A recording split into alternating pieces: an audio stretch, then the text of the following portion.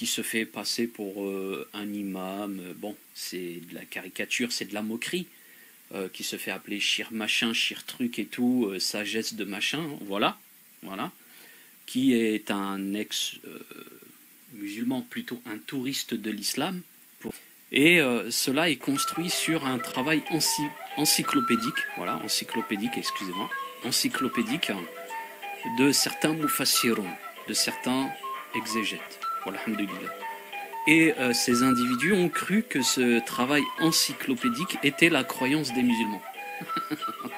Alors, certains mufassiroun, et c'est dans leur habitude, on revient par exemple à Ibn Jarir, rahimallahu ta'ala, et beaucoup d'autres, voilà, beaucoup de mufassiroun avaient pour habitude de remémorer dans leur tafasir, dans leur exégèse, des israéliyettes, des histoires qui venaient des gens du livre, et très particulièrement ici, voilà, dans ce cas précis, des juifs.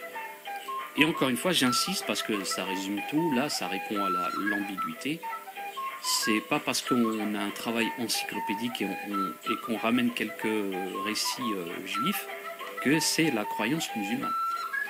Et le prophète, sallallahu alayhi wa sallam, et regardez ça, c'est super important, ça résume toute la vidéo, disait, il ne faut pas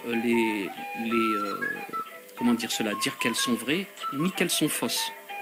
Il ne faut pas, lorsqu'on rapporte des histoires qui parviennent de l'héritage juif, ces israéliyettes et ces histoires récits juifs, il ne faut pas dire que c'est faux, ni que c'est vrai. Il a répondu, je ne suis ni pour ni contre, bien au contraire. Et qu'il n'y a rien dans les sources musulmanes qui affirme cela, bien au contraire. Bien au contraire, la terre serait portée par une baleine, par un poisson.